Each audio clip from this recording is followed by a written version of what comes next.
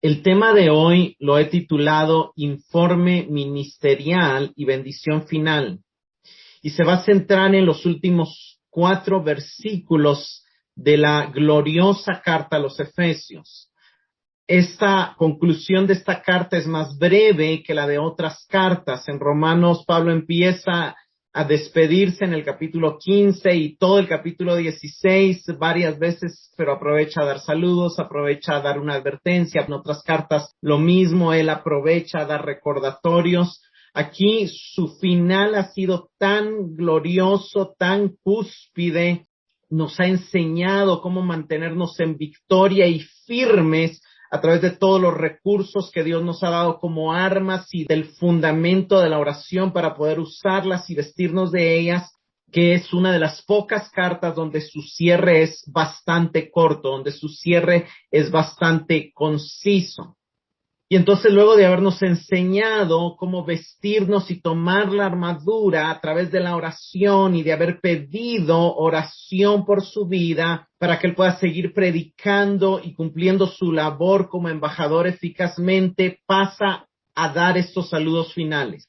Efesios 6:21, para que también vosotros sepáis mis asuntos y lo que hago. Todo os lo hará saber Tíquico, hermano amado y fiel ministro en el Señor, el cual envía a vosotros para esto mismo, para que sepáis lo tocante a nosotros y para que consuele vuestros corazones. Paz sea a los hermanos y amor con fe de Dios Padre y del Señor Jesucristo. La gracia sea con todos los que aman a nuestro Señor Jesucristo con inmortalidad.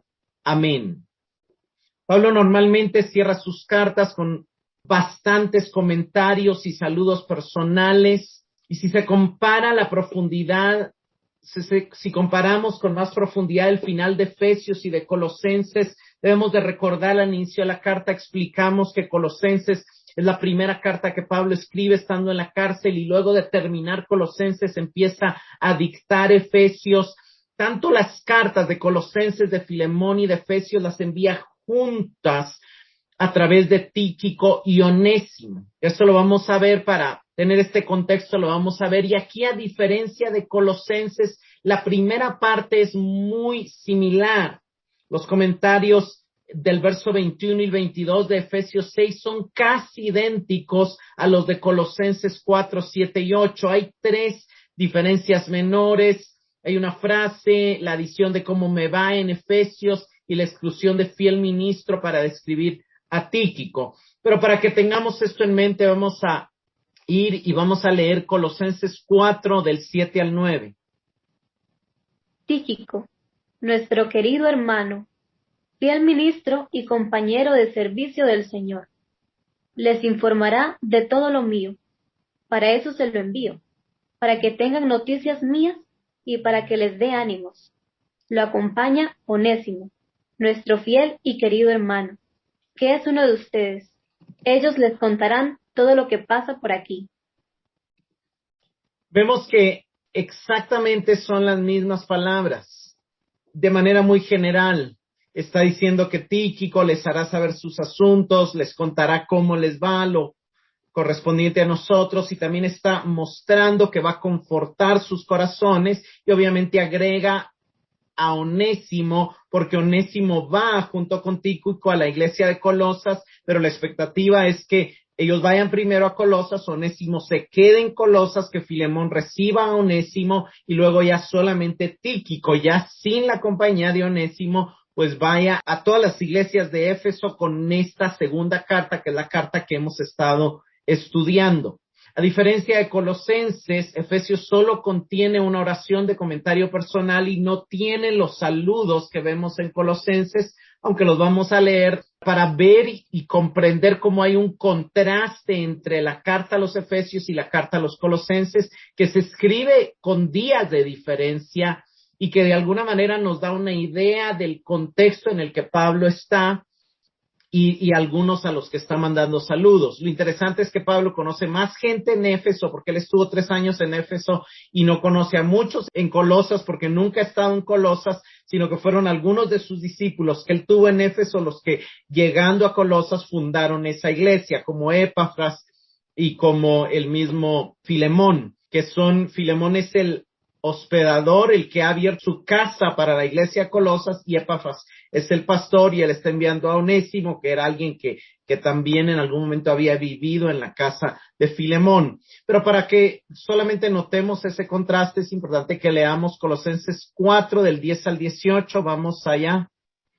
Aristarco, mi compañero de prisiones, os saluda, y Marcos, el sobrino de Bernabé, acerca del cual habéis oído mandamientos, y si fuera vosotros recibidle. Y Jesús, llamado Justo, que son los únicos de la circuncisión que me ayudan en el reino de Dios, y han sido para mí un consuelo. Os saluda Epafras, el cual es uno de vosotros, siervo de Cristo, siempre rogando encarecidamente por vosotros en sus oraciones, para que estéis firmes, perfectos y completos en todo lo que Dios quiere. Porque de él doy testimonio de que tiene gran solicitud por vosotros y por los que están en la Odisea y los que están en Hierápolis. Os saluda Lucas, el médico amado, y Demas. Saludad a los hermanos que están en la Odisea y a Ninfas y a la iglesia que está en su casa. Cuando esta carta haya sido leída entre vosotros, haced que también se lea en la iglesia de los laodicenses y que la de la Odisea la leáis también vosotros. Decid a Arquipo, mira que cumplas el ministerio que recibiste en el Señor. La salutación de mi propia mano de Pablo, acordaos de mis prisiones. La gracia sea con vosotros. Amén.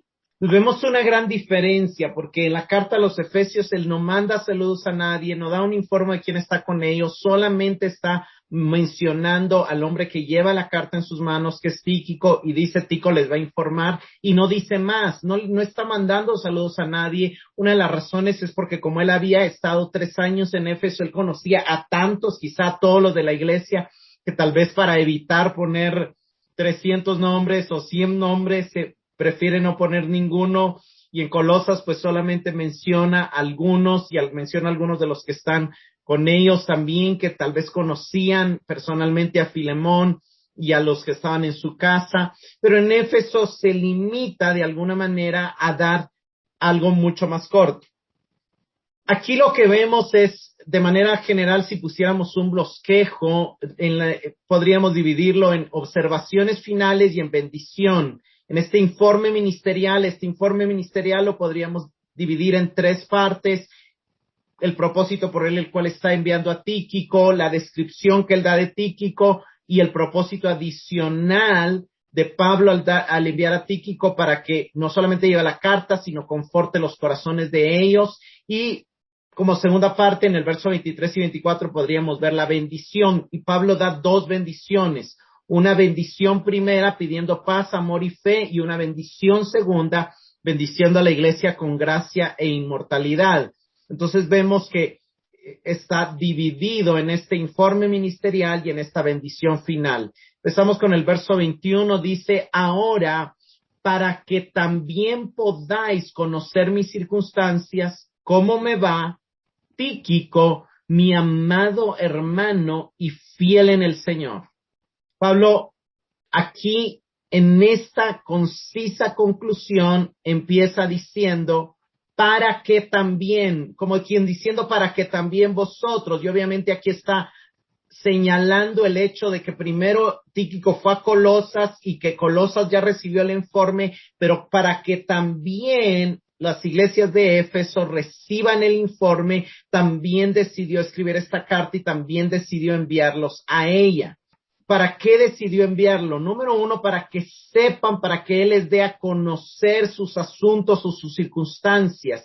Y aquí Pablo obviamente se está refiriendo a los eventos que han ocurrido en su vida, obviamente al tema de la prisión, al tema de su apelación con César, su juicio, al tema de cómo él ha seguido enseñando la palabra, de que él está en una casa alquilada, como nos cuenta Hechos 28, y aunque está encadenado a un soldado romano, eso ha permitido que la guardia pretoriana también le escuche el evangelio, pero también le ha permitido predicar a muchos acerca de Cristo y del reino de Dios. Aquí, a diferencia en Colosenses, él agrega cómo me va. Y puede ser que aquí obviamente hay cosas más personales de el impacto a su vida espiritual, emocional, que pues va a compartir con la gente que más lo conoció, con la que estuvo más cerca en Éfeso. ¿Qué podría ser lo que Tíquico les va a informar? Es una de las preguntas que surge a nuestra mente, porque obviamente aquí ya nos quedamos con la duda, nosotros no recibimos a Tíquico, no nos cuenta Tíquico realmente cuáles son los detalles,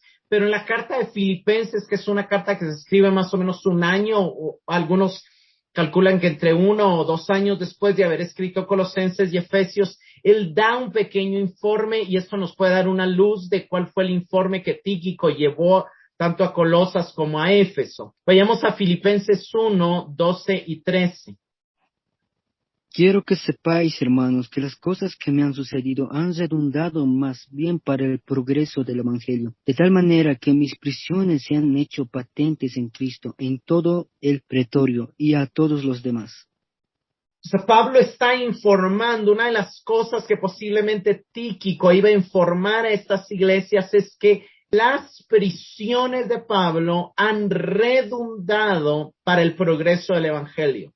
El Evangelio ha alcanzado otras clases sociales. El Evangelio ha alcanzado otros círculos de la sociedad. El Evangelio ha alcanzado el pretorio de la Guardia Romana, un ámbito que no tan fácilmente hubiera sido fácil que alguno de ellos oyera el Evangelio, porque no eran las personas que iban a las sinagogas, porque no eran las personas que atendían las plazas, eran personas que estaban exclusivamente enfocados en la seguridad del imperio, en los prisioneros, en el emperador, en la gente que tenía que ver con el tema de la seguridad. Y sin embargo, como parte del hecho de que Pablo está en prisión, hace de que se roten y estén vigilándolo y hasta estén encadenados a él. Cuando llegan los hermanos a visitarlo, porque él tiene el permiso de recibir visitas, ellos oyen y después le preguntan a Pablo después. Entonces vemos cómo el evangelio recorrió el imperio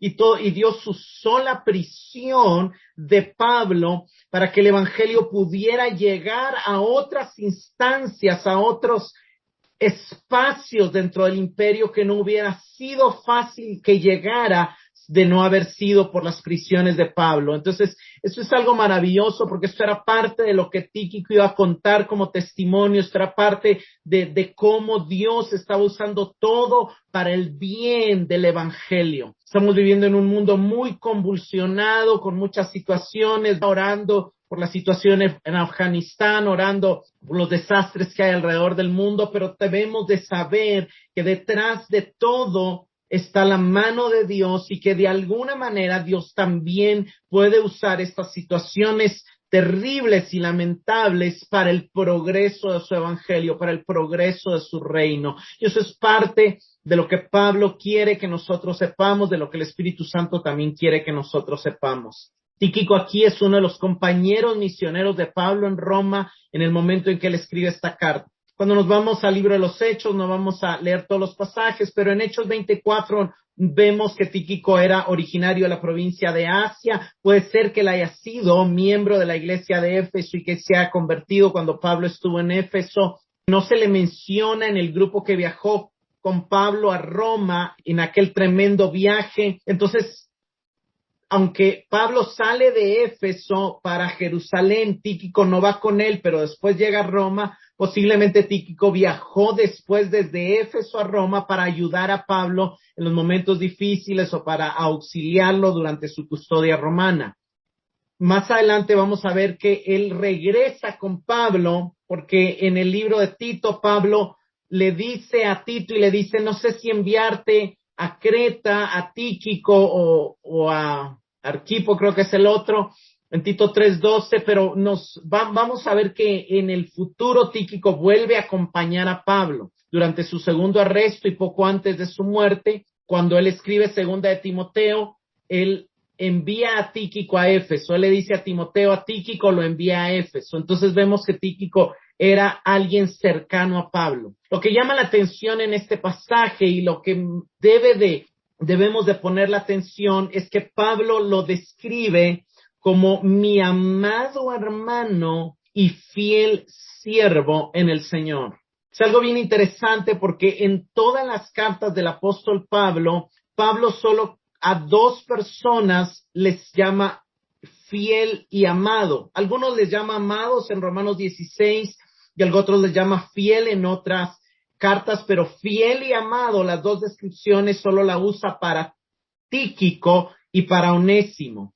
Y esto es bien interesante porque definitivamente eran nombres que estaban dando también su vida por la causa del evangelio, acompañando a Pablo en esas circunstancias difíciles. Tanto Onésimo como Tíquico han estado sirviendo a Pablo durante su encarcelamiento y van a estar viajando con las cartas de regreso a Asia, con las cartas de Efesios, Colosenses y Filemón.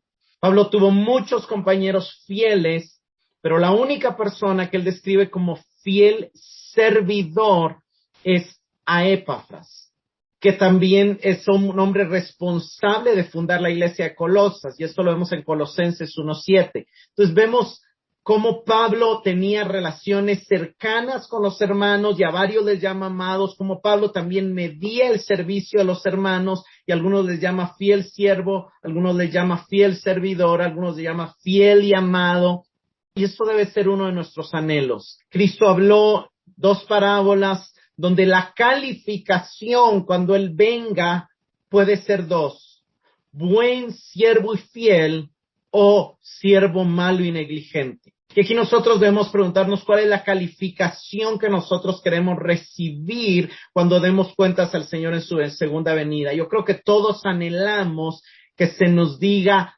buen siervo y fiel.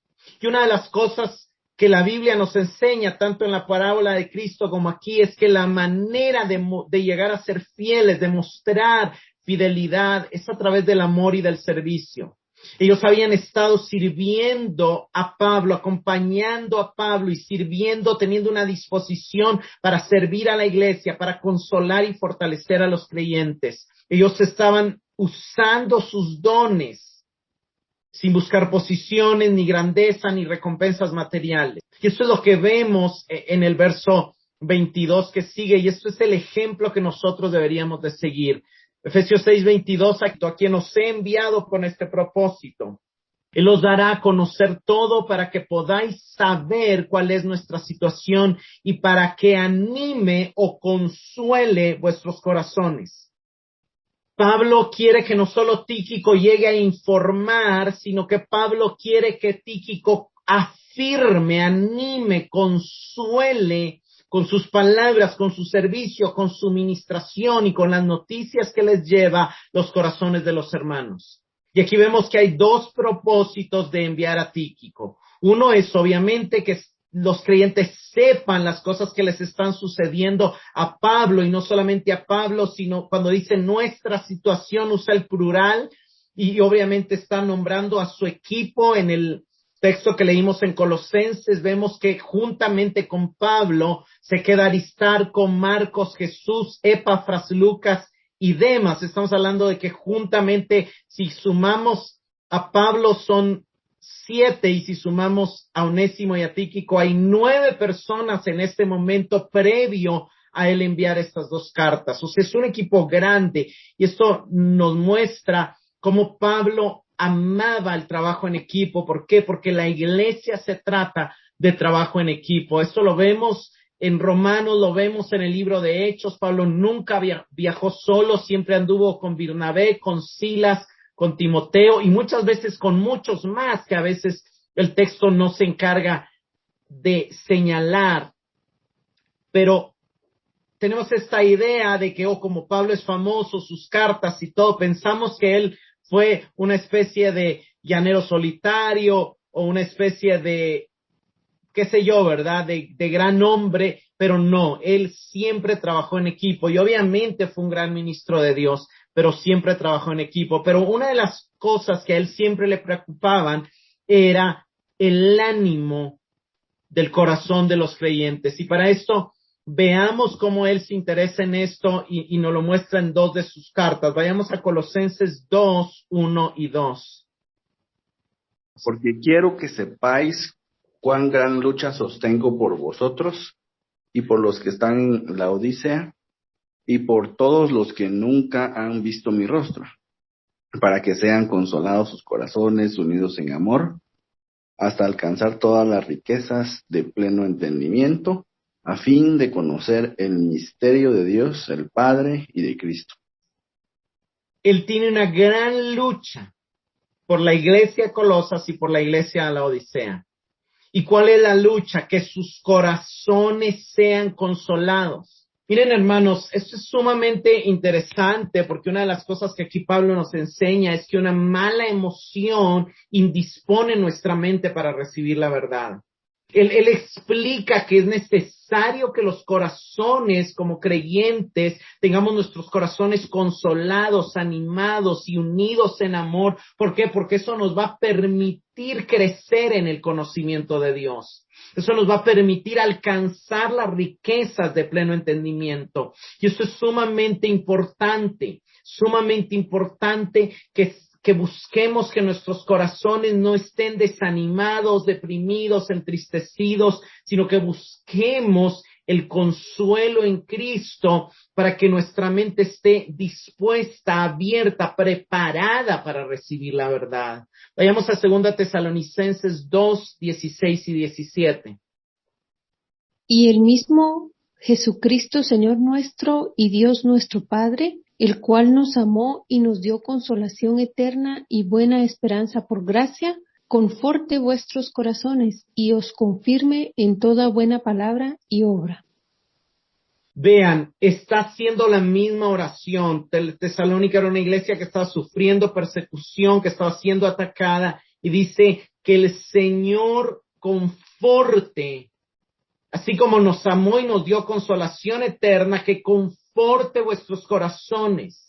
¿Por qué? Porque lo siguiente que va a venir al ser confortados vuestros corazones es que ustedes van a ser confirmados en toda buena palabra y obra. Entonces, es algo interesante porque necesitamos un corazón animado para poder ser confirmados en la verdad, en la palabra, y es Dios el que confirma nuestros corazones, pero lo puede hacer Él directamente por su Espíritu o lo puede hacer a través de ministros, como en el caso de Tíquico y como en el caso de Onésimo. El Señor es el que proporciona el ánimo, es el que nos da gozo, es el que nos da esperanza, pero también lo hace usando a otros hermanos a través de una oración, a través de la predicación de la palabra, y también puede usarnos a nosotros para consolar a otros. Y eso es algo que tal vez a veces no le ponemos mucha atención, pero si en algún momento, hermano, tú te topas con un amigo, con un hermano que está desanimado, recuérdate que él está corriendo un peligro porque su mente está indispuesta para recibir la verdad de Dios. Ve y abrázalo, ve y consuélalo, ve y ora por él, ve y recuérdale la verdad. Ve y recuérdale las verdades que nos recuerda aquí 2 Tesalonicenses 2:16. El Padre nos amó, el Padre nos dio consolación eterna, nos dio la esperanza de la resurrección y de la gloria por su gracia. Hay más que el sufrimiento que podamos estar atravesando en nuestra salvación. Hay más que lo que ven nuestros ojos. Hay más gloria venidera. Hay más gloria de Cristo. Hay más que lo que perdimos tal vez en una situación. Es importante que nuestros corazones estén animados. ¿Por qué? Porque cuando nuestro corazón, nuestras emociones se debilitan, somos fácil presa de los ataques del enemigo. Somos más fácilmente presa de la tristeza, de la depresión, de la incredulidad, de la duda. Y es importante que nuestra fe se mantenga firme. ¿Para qué? Para que confiando en Dios podamos atender y oír lo que Él está a punto de hablarnos, lo que Él va a enseñarnos. Cuando los corazones de ellos sean consolados, entonces van a poder alcanzar las riquezas del pleno entendimiento, van a poder conocer el misterio de Dios el Padre y de Cristo. Eso es algo bien, bien interesante. Para conocer más a Dios, necesitamos ánimo, necesitamos gozo, necesitamos fortaleza. Esto es importante, hermanos, esto es importante.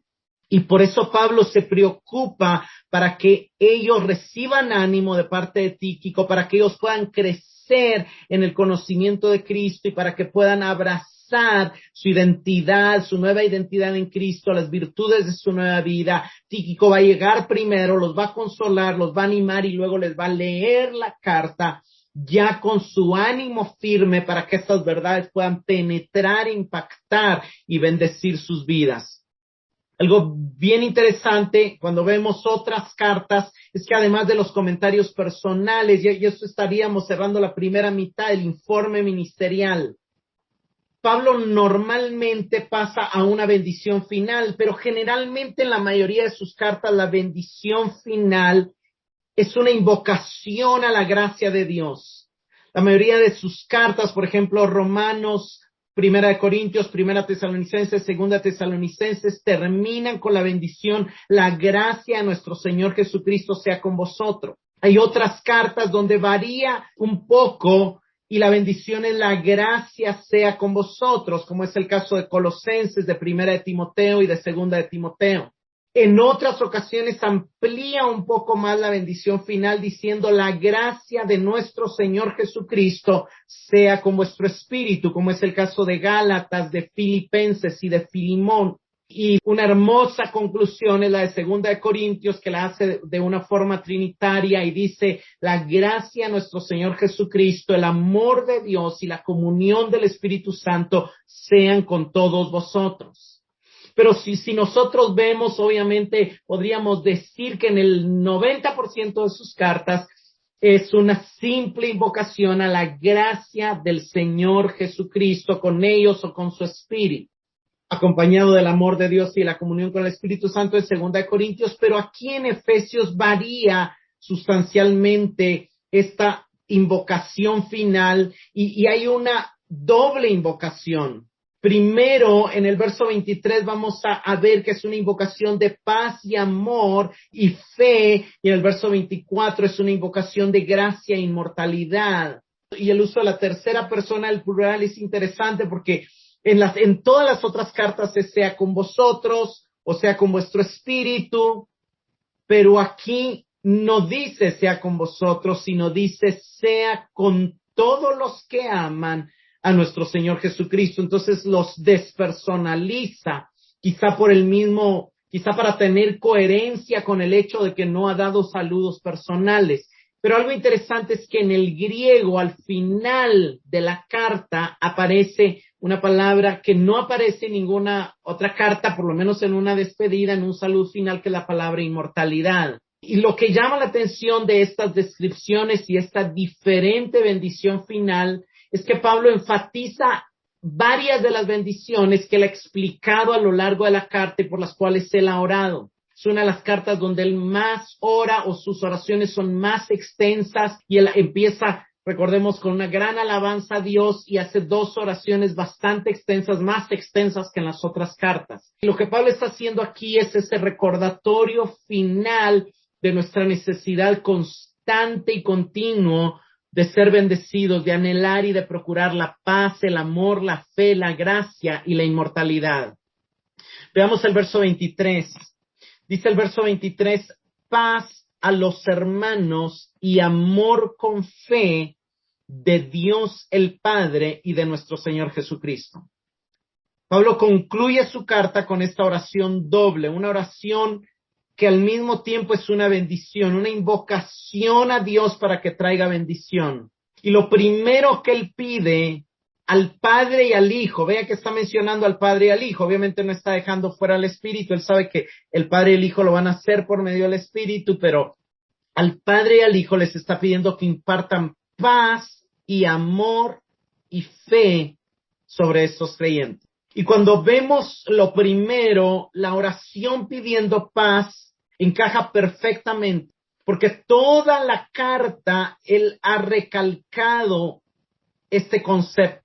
Uno de los puntos más importantes en su enseñanza fue la declaración de que Cristo es nuestra paz. El único pasaje en toda la Escritura que dice que Cristo es nuestra paz es Efesios 2, 13 y 14. ¿Por qué? Porque mediante su evangelio hemos sido acercados a Él.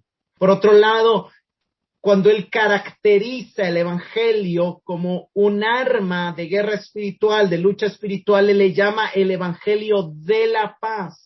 Y esta buena nueva de paz es lo que él ha tratado de dejar claro, que viene por la capacitación del Espíritu, pero que resulta en la creación de la iglesia. En la segunda parte de Efesios 2 le está hablando de cómo Cristo creó la iglesia, y esa creación de la iglesia es precisamente su manifestación como el príncipe de paz, como nuestra paz y como la ejecución de la paz.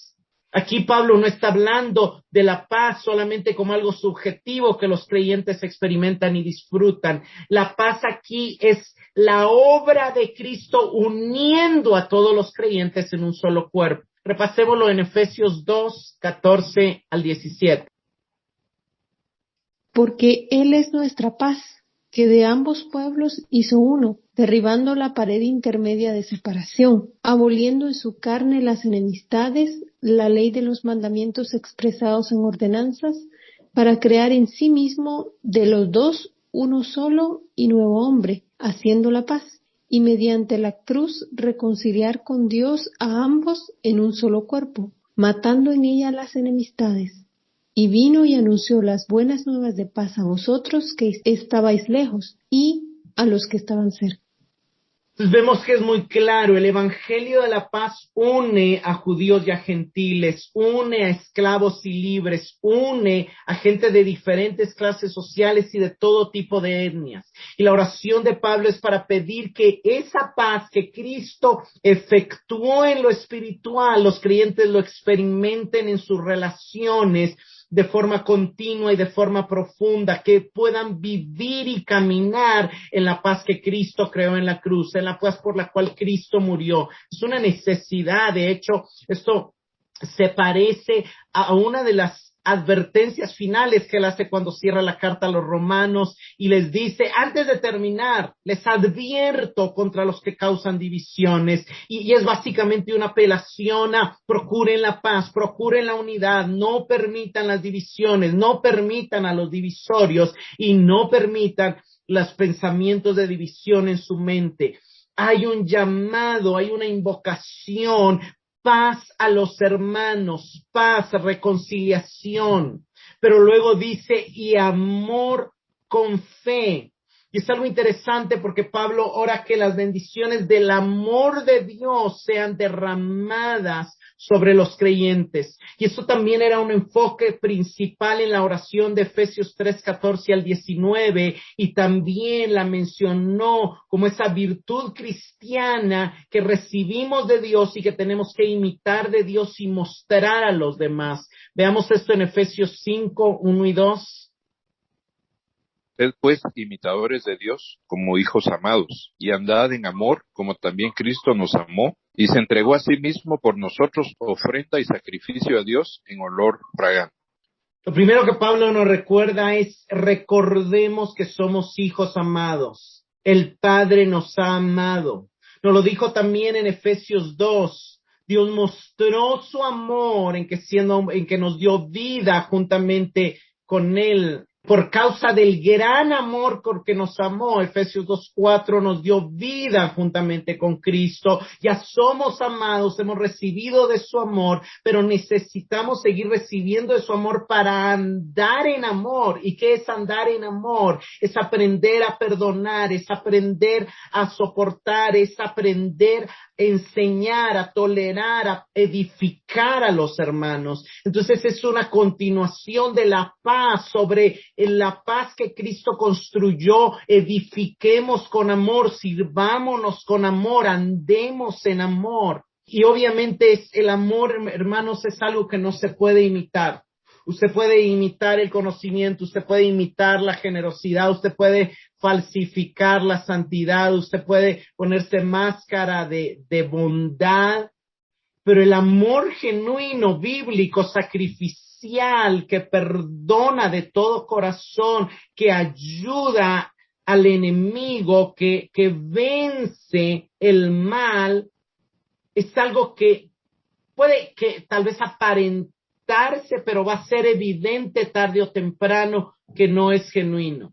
El amor solo nace y solo es genuino cuando hemos sido profundamente impactados por el amor de Dios, porque no es algo natural a nosotros. Amamos a los que nos aman, pero amamos con un poco de interés, amamos con un poco de búsqueda, con un poco de egoísmo, pero ese amor puro de Dios nace de sabernos amados, de sabernos hijos amados. Y Pablo aquí una vez está trayendo a memoria a nosotros en el final de la carta la abundancia que el amor de Dios ha tenido para con nosotros, el gran amor con que nos amó, el gran amor con que nos amó y sigue estando y sigue siendo derramado, sigue siendo invocado porque Dios sigue estando dispuesto a darlo y a derramarlo sobre nosotros.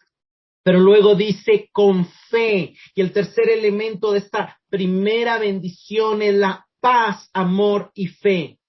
Y obviamente la fe se manifestó por primera vez cuando creímos en el Señor y pusimos nuestra fe en el mensaje de salvación en Efesios 1:13, en Efesios 18. Por fe hemos recibido la salvación, pero también crecemos en la relación de Cristo por medio de la fe en Efesios 3 del 17 al 19. Por otro lado, la fe es esencial como escudo para apagar los dardos de fuego encendidos del maligno, pero aquí en la unión de la fe y del amor se interpreta mejor como siendo acompañadas. La fe y el amor se acompañan en una puesta en Cristo, la fe puesta en Cristo y manifestándose en el amor por los hermanos.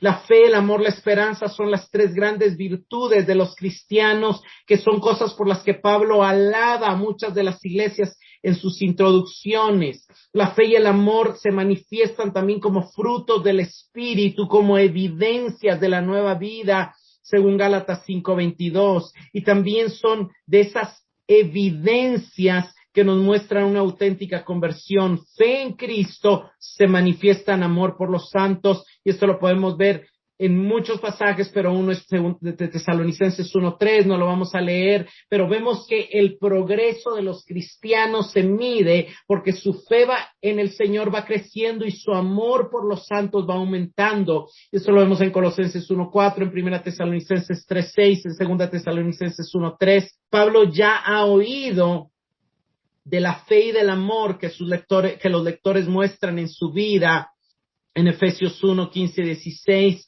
pero él sigue invocando este amor con la fe acompañados para que ellos sigan madurando y creciendo y se fortalezcan más. Y la fuente de esta paz, de este amor y de esta fe es de Dios el Padre y del Señor Jesucristo. Es Dios mismo, pero Pablo está asociando al Señor Jesucristo con Dios el Padre, recordándonos que ahora Cristo está a la diestra del trono del Padre, ya tiene una posición de autoridad y desde ahí descienden sus bendiciones. Y el verso 24 termina diciendo: gracia con inmortalidad sean con todos los que aman a nuestro Señor Jesucristo. Cuando nosotros vemos la palabra griega inmortalidad aparece precisamente al final. Y Pablo está mencionando la gracia como en todas las cartas, siempre al final, recordándonos que necesitamos la gracia de Dios, no solamente para ser salvos, sino en nuestro proceso de santificación, de crecer en la salvación de nuestra alma. Necesitamos la gracia todos los días, en todos los momentos, ante todas las circunstancias. ¿Por qué? Porque así como no podemos salvarnos a nosotros mismos, no podemos transformarnos a nosotros mismos. La gracia del Señor nos dio nueva vida y la gracia del Señor sigue operando el proceso de transformación de nuestra alma. Gracia es una palabra que define la teología de Pablo. Resume el centro de todo lo que significa estar en el nuevo pacto, experimentar las bendiciones de Cristo. Pablo siempre comienza sus cartas invocando la gracia de Dios para sus lectores y siempre termina sus cartas invocando la gracia de Dios nuevamente para ellos. ¿Por qué? Porque no es por obras, porque no es por nuestras fuerzas, porque la vida cristiana es una vida imposible de vivir en nuestra capacidad humana. Solamente se puede a través de su Espíritu y por medio de su gracia. Pero en esa carta, en lugar de solamente decir gracia sea con vosotros, Él expande y dice con todos los que aman a nuestro Señor Jesucristo. Y esto nos recuerda la generalidad de esta carta. Y nos recuerda que el evangelio se trata de tener una relación de amor con Cristo. Hermanos, Cristo ama profundamente a su iglesia, se dio a sí misma por ella, nos dice 5:2 y 5:25, pero la iglesia a la vez le ama porque reconoce el sacrificio que Cristo ha hecho por ella. Amar a Cristo no es un requisito para recibir la gracia, como algunos pueden malentender lo que Pablo está diciendo, sino simplemente es un hecho que caracteriza la naturaleza del cristiano. El cristiano ama a Dios porque se sabe amado por Dios. Es lo que nos dice Primera de Juan 4:19. Nosotros le amamos a Él porque Él nos amó primero. Pero al final de la carta aparece esta palabra aptarsia, que significa en el griego inmortalidad. Y es una palabra que vamos a ver en 2 pasajes cómo se traduce, y se traduce como inmortalidad, pero para entender qué es lo que Pablo nos está tratando de decir. Vayamos a Romanos 2:6 y 7. Él juzgará a cada uno según lo que haya hecho. Dará vida eterna a los que siguen haciendo el bien, pues de esa manera demuestran que buscan la gloria, el honor y la inmortalidad que Dios ofrece. Hay gente que está buscando la gloria, el honor y la inmortalidad que Dios ofrece. ¿Cómo? Porque siguen trabajando en su salvación, no se conforman con la fe. Y eso es parte de la idea que Pablo está trayendo aquí. Pablo les está diciendo que el entendimiento de esta vida eterna, de esta vida espiritual, de estos misterios que les he explicado en esta carta, les hagan buscar la inmortalidad y que Dios derrame sobre ustedes la gracia juntamente con la inmortalidad, con la experiencia de la vida eterna. Veamos qué dice 2 Timoteo 1:10. Pero que ahora ha sido manifestada por la aparición de nuestro Salvador Jesucristo, el cual quitó la muerte y sacó a luz la vida y la inmortalidad por el Evangelio. Cristo sacó a luz la vida y la inmortalidad. Cuando venció la muerte, nos dio acceso a su vida y a la inmortalidad. Y es interesante, y había habido muchos desafíos para los intérpretes, cómo interpretar esta palabra, y vamos a ver que en la mayoría de versiones, algunos creen que está hablando de la calidad del amor.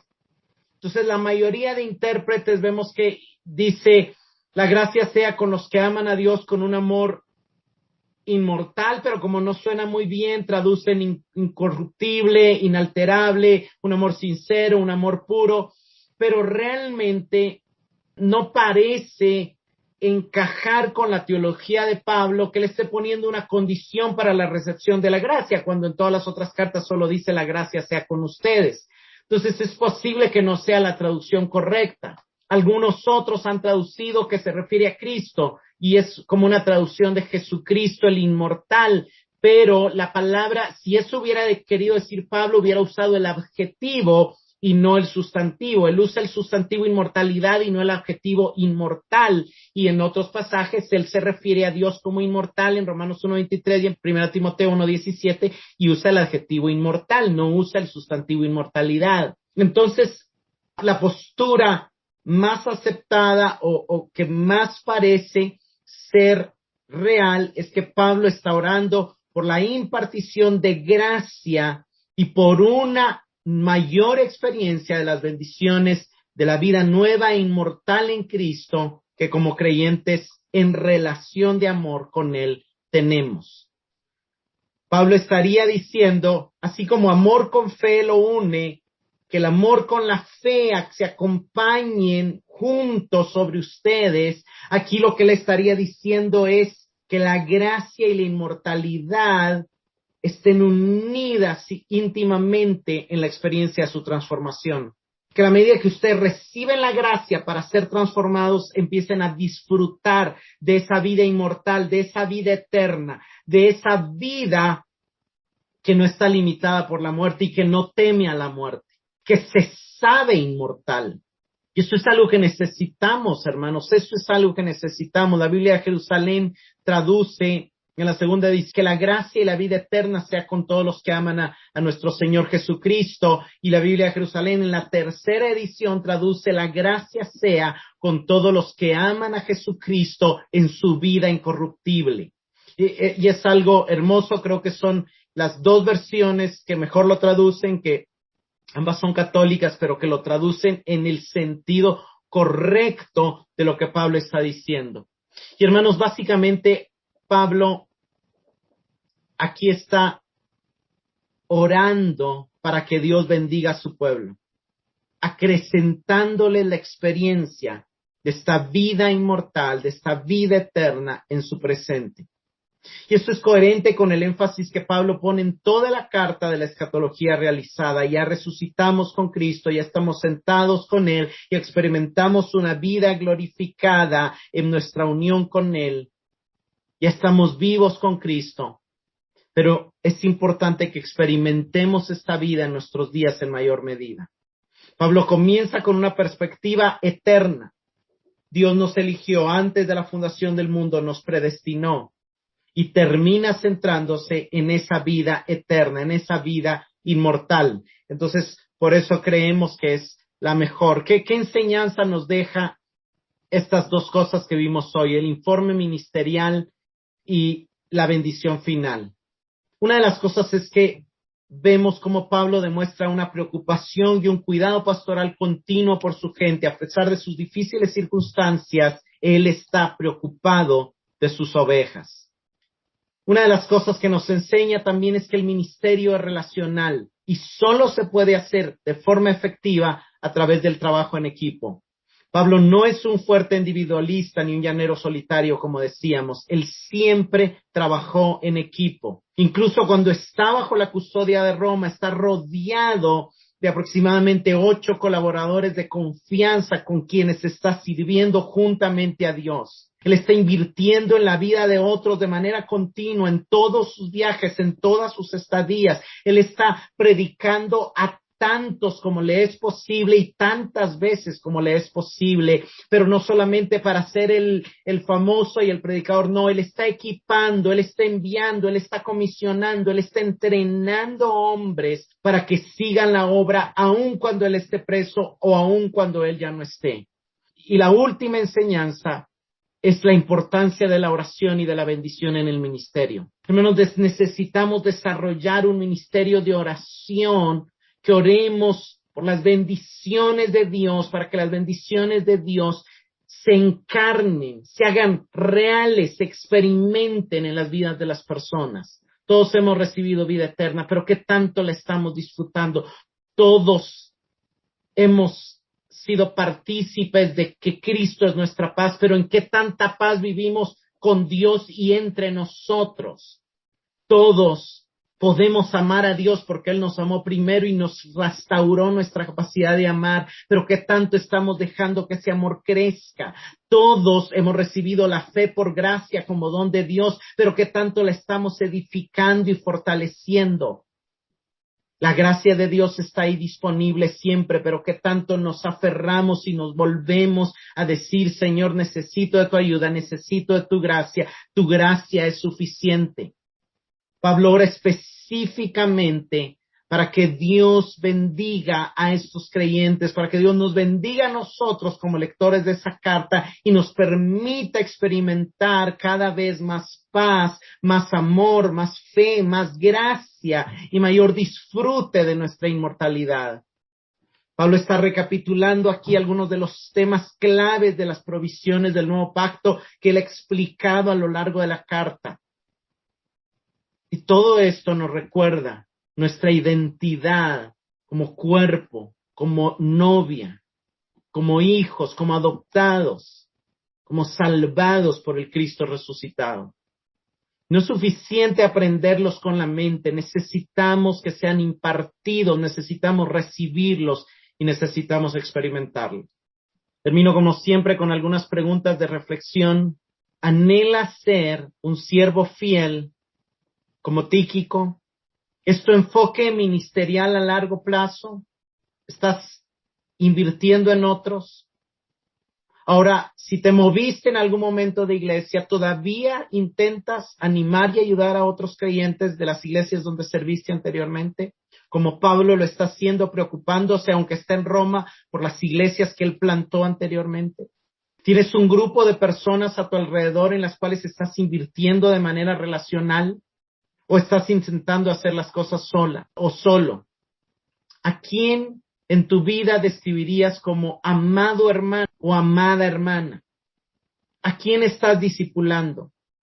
¿Cómo te ha dado Efesios una mayor apreciación del Evangelio de la paz, del Evangelio del amor y del Evangelio de la gracia? ¿Estás constantemente creciendo en paz con los hermanos que vienen de un contexto diferente al tuyo? ¿Estás creciendo en fe en Dios? ¿Estás creciendo en amor por los demás? ¿Ha crecido tu disfrute de la gracia y de la vida eterna en la medida que el mensaje de esta carta te ha ido siendo expuesto? ¿Qué cambios prácticos puedes realizar para disfrutar las grandes verdades que contiene esta carta y para recibir estas bendiciones que son invocadas para nuestra vida de parte de Dios? Señor, te damos gracias por esta noche, te damos gracias por tu palabra, te damos gracias, Señor, porque nos recuerdas que todos somos llamados como miembros de tu cuerpo a desarrollar un ministerio, que todos somos llamados, Señor, a trabajar edificándonos unos a otros en equipo, que aunque tal vez no estemos en una posición de púlpito, siempre hay alguien viéndonos, siempre hay alguien aprendiendo de nosotros, que eso sea una realidad que no olvidemos, Señor, que también tengamos a alguien de quien aprender y de quien poder seguir creciendo, Señor, que entendamos que esta vida es una vida que necesitamos experimentar más y que esta salvación es una salvación en la cual necesitamos avanzar y crecer. Señor, gracias por esa disposición que tienes de una y otra vez derramar sobre nosotros de tu paz, derramar sobre nosotros de tu fe, derramar sobre nosotros de tu amor, hacernos crecer en gracia y permitirnos, Señor, echar mano de la vida eterna a la cual hemos sido llamados. Oro, Señor, para que estas bendiciones sean sobre la vida de mis hermanos, sobre todos los que están escuchando este mensaje, Señor, que la paz, el amor y la fe vengan sobre ellos de parte de Dios el Padre y de nuestro Señor Jesucristo, y que la gracia y el disfrute de la vida eterna estén con todos los que tienen esta relación de amor contigo, con todos los que te aman, porque se saben amados, porque saben que tú les amaste primero. Gracias, Señor. En tu nombre oramos. Amén y amén.